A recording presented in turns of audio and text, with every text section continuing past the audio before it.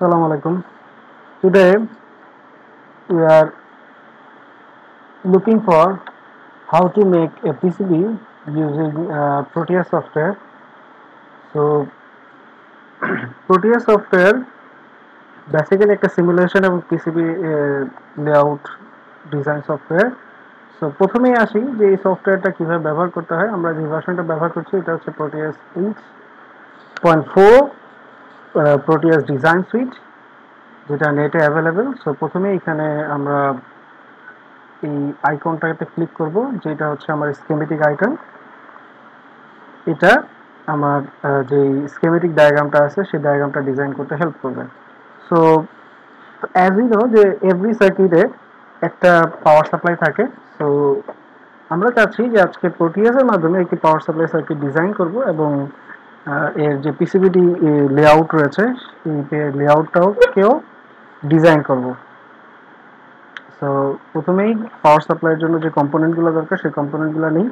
প্রথমে আমার দরকার পাওয়ার সাপ্লাইয়ের ইনপুট এবং আউটপুট। সো ইনপুট এবং আউটপুটের জন্য আমরা যে কম্পোনেন্টটাকে ব্যবহার করব সেটা হচ্ছে টার্মিনাল ব্লক। সো এখানে লিখবো আমরা টার্মিনাল অ্যান্ড দেন এখান থেকে ক্লিক করবো হচ্ছে টার্মিনাল T block 2 এলিমেন্টটা নিলাম। দেন আমরা যেটা চাইবো সেটা হচ্ছে যে ভোল্টেজ রেগুলেটর 7805, let's say আমরা 5 ভোল্ট আউটপুট চাই। So 7805 is a 5 volt fixed output 1 ampere supply current voltage regulator. So এটাকে ক্লিক করলাম। আমরা চাই যে ভোল্টেজ আউটপুটটা আসবে সেই ভোল্টেজ আউটপুটটা ক্যাপাসিটরের মাধ্যমে, অর্থাৎ ভোল্টেজ আউটপুটটা ফিক্স থাকুক, অর্থাৎ আউটপুট যেটা আসতেছে সেই আউটপুটটা বা ইনপুট যেটা দিচ্ছি সেই ইনপুটটা কোনোভাবেই চেঞ্জ না হোক। তো এই ক্ষেত্রে আমরা যেটা ব্যবহার করবো সেটা হচ্ছে ক্যাপাসিটর, যেটা ভোল্টেজের ফ্ল্যাকচুয়েশনকে প্রিভেন্ট করবে। সো এই ক্ষেত্রে আমরা ক্যাপাসিটর লিখলাম হচ্ছে 100 মাইক্রোফ্যারাড। দেন ক্যাটাগরি থেকে ক্যাপাসিটর সিলেক্ট করলাম, সাব ক্যাটাগরি থেকে হাই টেম্প রেডিয়ালকে সিলেক্ট করব। দেন এখান থেকে আমরা ধরে নিচ্ছি যে ইনপুট যে ভোল্টেজটা আসবে সেই ভোল্টেজটা 25 ভোল্টের বেশি হয়ে যাবে। সো 25 ভোল্টের জন্য যে ক্যাপাসিটরটা আছে সেই ক্যাপাসিটরটাকে সিলেক্ট করলাম। দেন আমরা নিব হচ্ছে একটা 10 মাইক্রোফ্যারাডের ক্যাপাসিটর। সেম কিওয়ার্ডস এখানে লিখবো আমরা 10 মাইক্রোফ্যারাড। দেন ক্যাটাগরি থেকে ক্যাপাসিটর, সাব ক্যাটাগরি থেকে হাই টেম্প রেডিয়াল। দেন এখানে চাচ্ছি যেহেতু আউটপুট ভোল্টেজটা আমার 5 ভোল্ট হবে, সো এই ক্ষেত্রে আমরা 16 ভোল্ট অথবা 10 ভোল্টের যদি ক্যাপাসিটর পাই সেটাকে ব্যবহার করলেই মোর দেন ইনাফ। সো আমরা এখানে 6 ভোল্টের ক্যাপাসিটরটাকে ব্যবহার করব। দেন আমাদের দরকার হচ্ছে high frequency capacitor, that means mylar capacitor. So আমরা এখানে মাইলার ক্যাপাসিটরে 100N লিখবো, 100N লিখে দেন ক্যাটাগরি থেকে ক্যাপাসিটর, সাব ক্যাটাগরি থেকে ডিকাপলিং ডিস্ককে ব্যবহার করব। সো ডিকাপলিং ডিস্কে 100 ন্যানোফ্যারাড 50 ভোল্টের ডিকাপলিং ডিস্ক ক্যাপাসিটর ব্যবহার করলাম। দেন আমরা চাচ্ছি যে রিভার্স পোলারিটি প্রোটেকশন দিতে চাই সিস্টেমের মধ্যে। সেক্ষেত্রে আমরা ব্যবহার করবো হচ্ছে ডায়োড। সো লিখি হচ্ছে 1 অ্যাম্পিয়ারের যে ডায়োড 4007। দেন এখান থেকে প্রথমেই যে ডায়োডটা আসে 1N4007, এই ডায়োডটাকে আমরা ব্যবহার করব। ওকে। দেন আমরা চাচ্ছি যে আউটপুটটা বের হবে সেই আউটপুটটা আমরা ছোট ছোট যেই সিল টাইপ কানেক্টর রয়েছে সেই সিল টাইপ কানেক্টরের মধ্যে বসাবো। সো সিল কানেক্টর থেকে আমরা কিওয়ার্ডসে লিখবো হচ্ছে কন থেকে দেন ক্যাটাগরি থেকে কানেক্টর, সাব ক্যাটাগরি থেকে হচ্ছে সিলটাকে সিলেক্ট করব। দেন এখান থেকে 2 পিনের সিল কানেক্টরকে নিয়ে নেব। ওকে। সো এখন আমরা আসি স্কেমেটিক ডায়াগ্রামটাকে বসাই পরপর করে।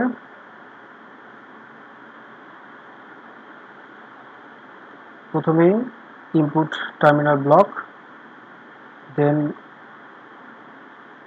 ডায়োড, ডায়োডের পরে একটি high value capacitor,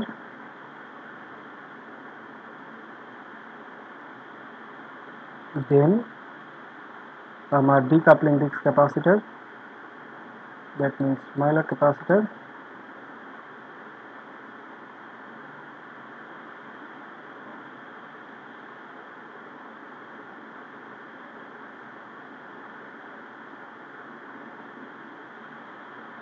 then 7805 voltage regulator,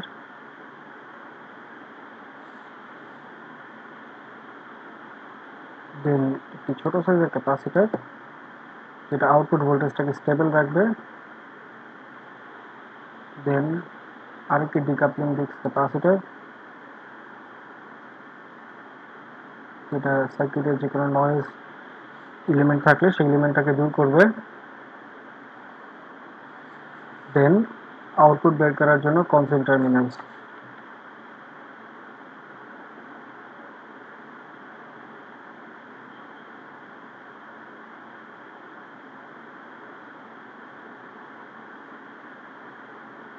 ওকে, সো দুইটা কনসোল টার্মিনাল, যে দুইটা J2 এবং J3, এই দুইটা কনসোল টার্মিনাল হচ্ছে আমার ভোল্টেজটা আউটপুট তৈরি, অর্থাৎ যে রেগুলেটর থেকে যে আউটপুট ভোল্টেজটা বের হবে সেই আউটপুট ভোল্টেজটা এই দুইটা টার্মিনাল দিয়ে আমি বের করে নিতে পারবো। আর J1টা হচ্ছে আমার এই পাওয়ার সাপ্লাইটার ইনপুট যেই টার্মিনালটা হবে সেই টার্মিনালটা। দ্যাট মিনস এই টার্মিনাল দিয়ে আমার ইনপুট ভোল্টেজটাকে, অর্থাৎ ইনপুট ঢুকবে এই টার্মিনালটা দিয়ে। নাও যদি আমি চাই যে সিস্টেমের মধ্যে আমার শর্ট সার্কিট প্রোটেকশন দিতে চাই, তাহলে সেই ক্ষেত্রে আমি একটা ডায়োডকে রিভার্স পোলারিটি দিয়ে এই ক্যাপাসিটর C4 অথবা junction terminal seal terminal J2 J3 এর সাথে প্যারালাল করে দিব, এবং আরেকটি ক্যাপাসিটরকে আরেকটি ডায়োডকে এই আউটপুট থেকে ইনপুটে ফিডব্যাক করে দিব। এর ফলে কি হবে? এর ফলে যেটা হবে সেটা হচ্ছে যে আমার যে আউটপুটটা বের হচ্ছে এই আউটপুটটা স্টেবল থাকবে, এবং যদি কোনো কারণে ইনপুট চেঞ্জ হয় তাহলে সেক্ষেত্রে আউটপুটও তার ভ্যালুটাকে চেঞ্জ করে ফেলবে। সো এই হচ্ছে আমার পুরো স্কিমেটিক ডায়াগ্রামটা। এখন এই ডায়াগ্রামটাকে আমরা সেভ করব, ডেস্কটপে একটা ফোল্ডার করি, নাম দিচ্ছি ARPCB, দেন এটাকে একটা নাম দিয়ে সেভ করব। Suppose the file name is 1, save করলাম। দেন এর পাশে যে স্কিমেটিকটা দেখতে পাচ্ছি, অর্থাৎ পাশে যে লেয়ারটা দেখতে পাচ্ছি উপরে যে টুল বারগুলো রয়েছে সেখান থেকে পিসিবি লেআউটে ক্লিক করব। পিসিবি লেআউট চলে আসছে। এখন প্রথমে যেটা করতে হবে সেটা হচ্ছে আমাকে একটা বোর্ড সিলেক্ট করতে হবে। দ্যাট মিনস আমাকে একটা 2D গ্রাফিক্স বক্স মোড থেকে আমাকে একটা বোর্ড তৈরি করতে হবে, যে বোর্ডের উপরে আমার এই কম্পোনেন্টগুলো বসবে। সো এইখান থেকে, এই সাইড বার থেকে আমরা 2D গ্রাফিক্স বক্স মোড এটাকে সিলেক্ট করি, সিলেক্ট করে দেন একটা বক্স ক্রিয়েট করি। দেন এই বক্সটার উপরে রাইট ক্লিক করে চেঞ্জ লেয়ারে এসে বোর্ড এই সিলেক্ট করে দিই। তাহলে এটা হচ্ছে পিসিবি বোর্ডের লেআউটটা হয়ে গেল। এখন যদি আমি এই পাশে 3D ভিজুয়ালাইজেশন, উপরে টপ সাইডে যে টুলবারগুলো রয়েছে সেখান থেকে 3D ভিজুয়ালাইজেশন যদি ক্লিক করি, তাহলে এই বোর্ডটাকে দেখাবে আমাকে। তার মানে যে বোর্ডটা আমি সিলেক্ট করেছি বা একটু আগে ক্রিয়েট করেছি পিসিবি বোর্ড, সেই পিসিবি বোর্ডের জাস্ট লেআউট ছাড়া, অর্থাৎ কম্পোনেন্ট ছাড়া জাস্ট লেআউটটাকে দেখাবে আমাকে। এখন আসি, কম্পোনেন্টগুলো আমি একটা একটা করে প্লেস করবো। সো প্রথমেই আমার রয়েছে input, that means the terminal block. So প্রথমে টার্মিনাল ব্লকটাকে আমি বসিয়ে ফেলি। টার্মিনাল ব্লকটা বসে গেছে। দেন হচ্ছে আমার ডায়োড D1, সো ডায়োড D1টাকে বসাই, ডায়োড D1 বসে গেছে। দেন হচ্ছে আমার ক্যাপাসিটর C1, ক্যাপাসিটর C1, দেন হচ্ছে আমার ক্যাপাসিটর C2।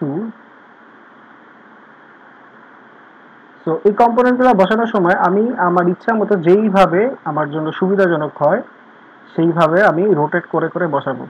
এক্ষেত্রে সুবিধা যেটা হচ্ছে যে এই গ্রিন ওয়্যারগুলা, এই ওয়্যারগুলা যাতে কোনোভাবেই একটা আরেকটার সাথে ইন্টার কানেক্টেড বা ক্রস কানেক্টেড না হয়। যদি ক্রস কানেক্টেড হয় তাহলে কি হবে? সাপোজ এরকম হলো, এরকম ক্রস কানেক্টেড হলো, তাহলে এই ক্ষেত্রে পিসিবিতে যখন আমি ওয়্যার টানবো তখন ওয়্যার টানতে খুব ডিফিকাল্ট হয়ে যাবে। দ্যাট মিনস এখানে ওয়্যারটা টেনে নিতে হলে আমাকে এই ওয়্যারটা এখান দিয়ে ঘুরায় নিয়ে এসে এখানে টানতে হবে, আবার এটাকে টেনে নিয়ে এখানে নিতে হবে। So that is very difficult. এটা বেটার অপশন হচ্ছে, যতক্ষণ আমি যেটা চেষ্টা করবো সেটা হচ্ছে এই কম্পোনেন্টটা, এই যে যে গ্রিন লাইনগুলো দেখাচ্ছে গ্রিন লাইনটা যতটুকু সম্ভব স্ট্রেট থাকুক। তাহলে এই ক্ষেত্রে সুবিধা হচ্ছে আমার যখন ওয়্যার টানবো পিসিবির জন্য সেই ওয়্যারটা আমার ইজিলি টানতে পারবো আমি। দেন রেগুলেটরটাকে বসাবো। রেগুলেটরটা এই ক্ষেত্রে যদি আমরা তাকাই তাহলে দেখবো যে U1টা ছিল হচ্ছে আমার রেগুলেটর, ভোল্টেজ রেগুলেটর। যদি আমরা স্কিমেটিক ডায়াগ্রামে দেখি তাহলে স্কিমেটিক ডায়াগ্রামে এই U1টা হচ্ছে আমার ভোল্টেজ রেগুলেটর। সো এখানে U1টাকে যখন বসাবো তখন রিমেম্বার এই যে র্যাক র্যাক বা ক্রস ক্রস সিম্বল দেওয়া, এই সিম্বলটার মিনিং হচ্ছে it's a heat sink. That means এটা বডি, এইটা যে আমরা রেগুলেটরটা ব্যবহার করছি সেই রেগুলেটরটা বডি। সো এই রেগুলেটরটা বডি অবশ্যই অবশ্যই একটা হিট সিঙ্কের সাথে কানেক্টেড হবে হিট ডিসিপেশন করার জন্য। দ্যাটস ওয়াই এই বডিটা আমি চেষ্টা করবো পিসিবি বোর্ডে যতটুকু সম্ভব বাইরের দিকে রাখার জন্য।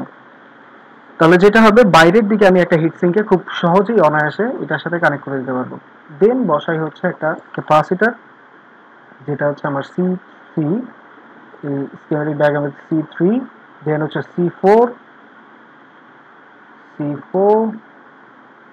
ক্যাপাসিটার, দেন হচ্ছে এর সাথে এই টার্মিনাল 2 থেকে টার্মিনাল 1 পর্যন্ত রয়েছে একটি ডায়োড, ডায়োডটি হচ্ছে D3।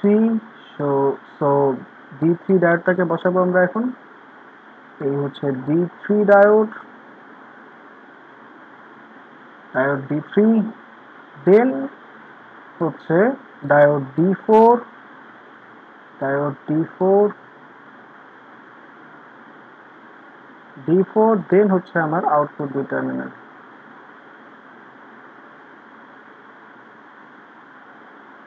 ওকে, সো এখন যেহেতু কম্পোনেন্টগুলো সব আমার বসানো শেষ, দেন আমি যেটা করব পিসিবি সাইজটাকে এখন টেনে যতটুকু আমার দরকার ততটুকু পর্যন্ত করে নিব, ছোট করে নিব। এখন হচ্ছে আমার কম্পোনেন্টগুলো সব বসানো শেষ। সো আমি যদি 3D ভিজুয়ালাইজেশনে দেখি, তাহলে দেখলে দেখা যাবে যে কম্পোনেন্টগুলো এই যে বসানো হয়ে গেছে। সো প্রত্যেকটা কম্পোনেন্ট এখানে দেখা যাচ্ছে, বাট কোনো ওয়্যারিং করা হয়নি। সো এখন আমাদের কাজ হচ্ছে এই কম্পোনেন্টগুলোর জন্য ওয়্যারিং তৈরি করা। সো প্রথমেই এইখানে এসে ট্র্যাক মুড সিলেক্ট করে নিব। ট্র্যাক মুড থেকে ডিফল্টটাকে চেঞ্জ করে এটাকে উইথটা হচ্ছে 30 করব। কারণ বাংলাদেশে যখন আমরা পিসিবি বোর্ড ডিজাইন করি, বাংলাদেশে আসলে খুব কম উইথের বা কম থাওয়ের পিসিবি বোর্ড প্রিন্ট করাটা খুব ডিফিকাল্ট হয়ে যায়। এই ক্ষেত্রে ঝালাই করতেও ঝামেলা হয় এবং কম্পোনেন্টগুলো বসাইতেও খুব ঝামেলা হয়। সো দ্যাটস ওয়াই আমরা যেটা চেষ্টা করব সেটা হচ্ছে ট্র্যাক বা এই যে থাউটা রয়েছে, এই থাউটাকে যত বেশি সম্ভব একটু বড় করে নেওয়ার জন্য। আমার রিকমেন্ডেশন হচ্ছে যদি খুব আহ, আহ, খুব ক্লোজ কানেকশন হয় বা অনেক বেশি জটিল কানেকশন হয়, সেক্ষেত্রে মিনিমাম 30 ব্যবহার করা। আর যদি মোটামুটি কানেকশনটা ইজিয়ার হয়, তাহলে সেক্ষেত্রে 40 ব্যবহার করা। ওকে, দেন প্রত্যেকটা ইন্ডিভিজুয়াল কম্পোনেন্টকে আমি লাইন ধরে ধরে টানবো। সো আমার প্রথম কানেকশন চলে গেছে এখানকার ইনপুট টার্মিনাল 1 থেকে, অর্থাৎ টার্মিনাল ব্লকের এই ইনপুট চ্যানেল 1 থেকে ডায়োড পর্যন্ত। সো কানেক্ট করে দিলাম। দেন এইখান থেকে এইখানে কানেক্ট করে দিলাম। দেন এখান থেকে এখানে, এখান থেকে এখানে, দেন ক্যাপাসিটার C2 থেকে হচ্ছে আমার আইসি U1 পর্যন্ত। দেন এখানে, এখান থেকে এখানে, দেন ক্যাপাসিটার C2 C3 এর সাথে। অর্থাৎ চেষ্টা করবো লাইনগুলো যখন আমি টানছি তখন একটা জিনিস আমাকে মাথায় রাখতে হবে, সেটা হচ্ছে যাতে কোনোভাবেই কোনো কানেকশন আঁকা বাঁকা না হয়। যতটা বেশি, যতটা এই লাইনটা আঁকা বাঁকা হবে ততটা আমার জন্য জটিল হয়ে যাবে। যেমন এখানে খেয়াল করতে পারছি এই লাইনটাকে টেনে নিয়ে আসতে হবে আমার এইখানে। So it will be very difficult যদি আমি স্ট্রেট না রাখি জিনিসগুলোকে।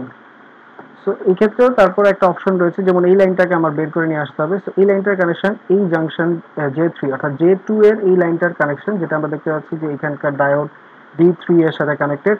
সো এই লাইনটাকে আমি যখন টেনে নিয়ে আসবো তখন আমাকে এই J2 অথবা J3 যে কোনো একটা থেকেই টেনে নিয়ে আসলে হবে।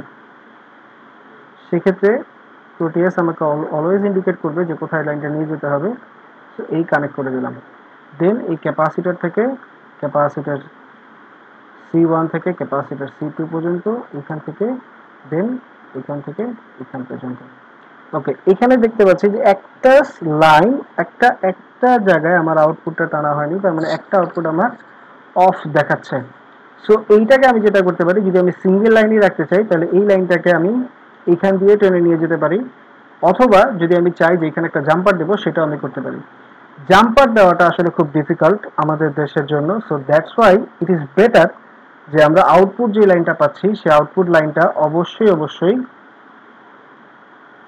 আচ্ছা এখানে একটা ভুল হয়তোবা আমরা করেছি, সেটা হচ্ছে এই ক্যাপাসিটার ডায়োডের আউটপুটটা ক্যাপাসিটার C1 এ যাবে। দ্যাট মিনস এই কানেকশনটা এইখানে হবে। হ্যাঁ, ওকে। দেন এই যেটা বলছিলাম যে এই ক্যাপাসিটারের সাথে কানেকশন হতে হবে। সো আমি যেটা করতে পারি সেটা হচ্ছে এইখান থেকে এই লাইনটাকে একেবারে মাঝ বরাবর ধরে টেনে নিয়ে আসতে পারি। এই তো টেনে নিয়ে আসলাম। এখন যেটা হচ্ছে দেখি যে প্রত্যেকটা লাইন অর্থাৎ প্রত্যেকটা কম্পোনেন্টের জন্য যে ওয়্যারিংটা আছে, পিসিবির যে ওয়্যারিংটা, সেই ওয়্যারিংটা করা হয়ে গেছে।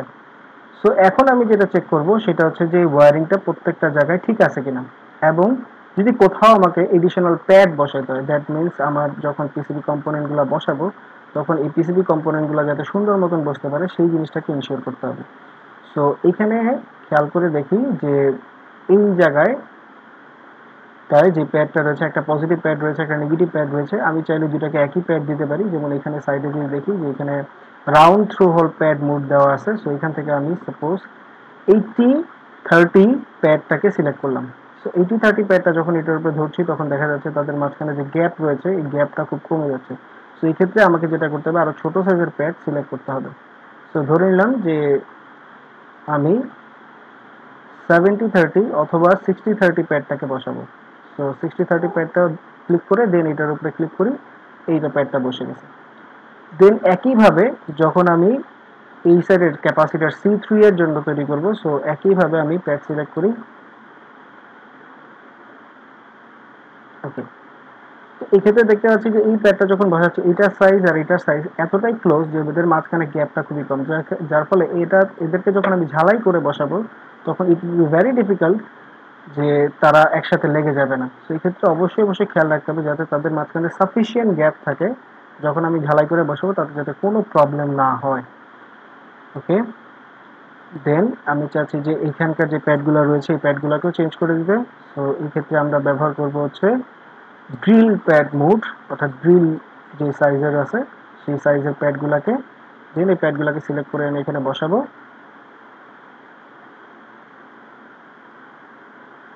ওকে, সো এখন দেখতে পাচ্ছি সাফিসিয়েন্ট জায়গা রয়েছে তাদের মাঝখানে, এবং এক্ষেত্রে তাদের ফ্লোর মধ্যে কোনো পার্থক্য, অর্থাৎ কারেন্ট ফ্লোর ক্ষেত্রে কোনো রকম হ্যাম্পার বা কোনো রকম শর্ট সার্কিট হওয়ার সম্ভাবনা নাই।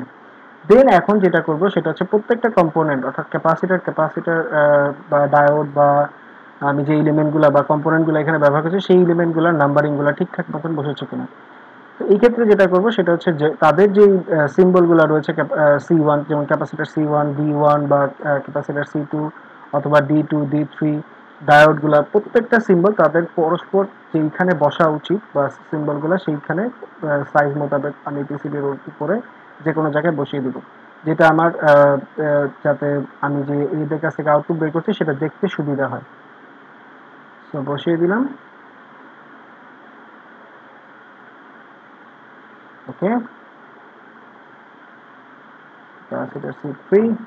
ওকে, দেন এখন যদি খেয়াল করে দেখি তাহলে দেখা যাবে যে কোনো এলিমেন্টই একটা আরেকটার সাথে ওভারল্যাপ হয়নি এবং কোনো কম্পোনেন্টের নাম একটা আরেকটার উপরে ওভারল্যাপ করেনি। So, এখন যদি আমি এটা 3D ভিজুয়ালাইজেশন দেখি তাহলে দেখবো যে প্রত্যেকটা এলিমেন্ট আমি যখন 3D তে দেখতে পাচ্ছি প্রত্যেকটা এলিমেন্টের নাম স্পষ্ট করে বোঝা যাচ্ছে যে কোথায় কোন এলিমেন্টটা বসছে, এবং তাদের নিচে যে ওয়্যারিং ডায়াগ্রামটা আছে সেই ওয়্যারিং ডায়াগ্রামটাও দেখা যাচ্ছে।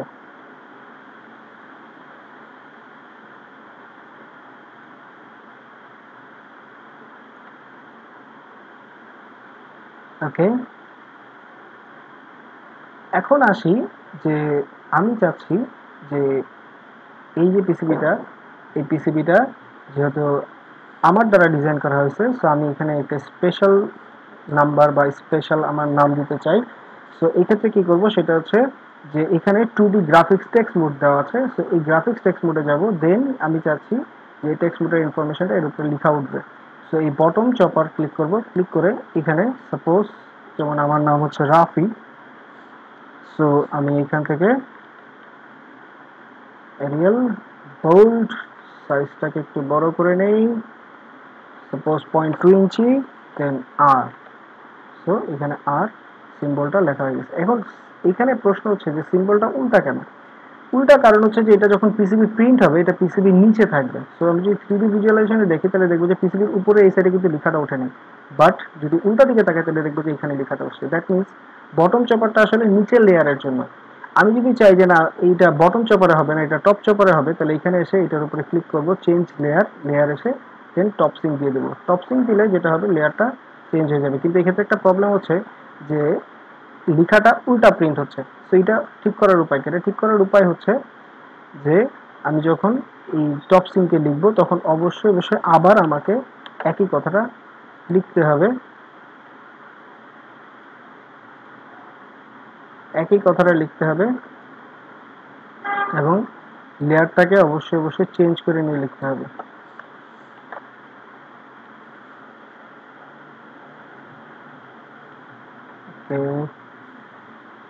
আচ্ছা এখানে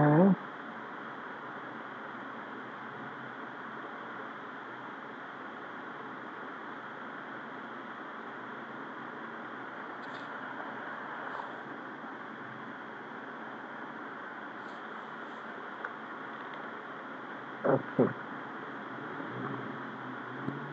এখন দেখুন এই তো। সো এটা টপ সিঙ্কের মধ্যে লেখা হচ্ছে। সো এইভাবে আমি চাইলে যে কোনো দিকে চেঞ্জ করে আমার এই পিসিবিতে আমার নামের টাইটেল অথবা ফোন নাম্বার অথবা অন্য কোনো কিছু ইনফরমেশন আমি এর মধ্যে লিখে দিতে পারবো।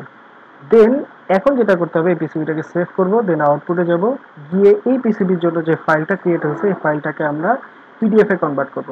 সো এখানে যেটা করতে হবে সেটা হচ্ছে আউটপুটে যেতে হবে, টপ বার থেকে টুলস থেকে আউটপুট সিলেক্ট করব, দেন এক্সপোর্ট গ্রাফিক্স, দেন হচ্ছে এক্সপোর্ট পিডিএফ ফাইল, দেন এখান থেকে হচ্ছে টপ চপার, বটম চপার এগুলাকে উঠিয়ে দিব, টপ রেজিস্ট, বটম রেজিস্ট এগুলাকে উঠিয়ে দিব, শুধুমাত্র বোর্ড এইচ এবং বটম চাপার এটা থাকবে। দেন এটাকে মিরর করব, মিরর করে ডেস্কটপে যেখানে পিসিবি তৈরি করেছি তার ফোল্ডারে, সেম ফোল্ডারে সেভ করব, নাম হচ্ছে বটম দিয়ে।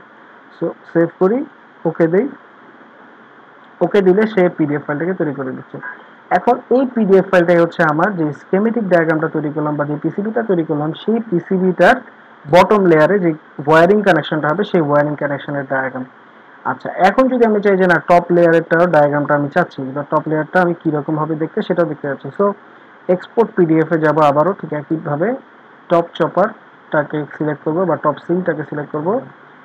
যদি টপ চপার দ্যাট মিনস উপর দিয়ে অর্থাৎ ডাবল লেয়ারে যদি পিসি হয় তাহলে সেক্ষেত্রে টপ চপারটা আমার সিলেক্ট করতে হবে, আর যদি ডাবল লেয়ার না হয় সিঙ্গেল লেয়ার হয়, যেমন এই ক্ষেত্রে আমরা একটা সিঙ্গেল লেয়ারের পিসিবি ডিজাইন করছি, সেই ক্ষেত্রে টপ চপারটা সিলেক্ট করার কোনো প্রয়োজন নেই, শুধু জাস্ট টপ সিঙ্কটাকে সিলেক্ট করবো, দেন এইখান থেকে টপ রেজিস্ট বটম রেজিস্ট উঠিয়ে দেবো, বোথ এইজটাকে রাখবো আমরা। দেন এইটাকে মিরর না করে বরং নর্মাল রিফ্লেকশনে আমরা পিডিএফ তৈরি করব। দেন ফাইল নেমটাকে চেঞ্জ করে দিব, চেঞ্জ করে লিখবো হচ্ছে টপ, সেভ করব। ওকে, এখন এই হচ্ছে টপ সাইডে যে কম্পোনেন্টগুলো বসবে সেই কম্পোনেন্টগুলোর প্রত্যেকটা কোনটা কোথায় বসবে তার সিম্বল, সাথে নামের যে সিম্বলটা আমরা দিতে চেয়েছিলাম যে এই পিসিবিটা ডিজাইন বাই রাফি অথবা ডিজাইন বাই অন্য সামওয়ান এলস, তার নামের প্রথম অক্ষর অথবা মোবাইল নাম্বার অথবা যে কোনো কিছু তখন এটার সাথেও প্রিন্ট হয়ে যাবে। So thank you guys for the patience and your kind attention. I am Mohammad Ibrahim, Senior Research Engineer, Center for Energy Research, United International University.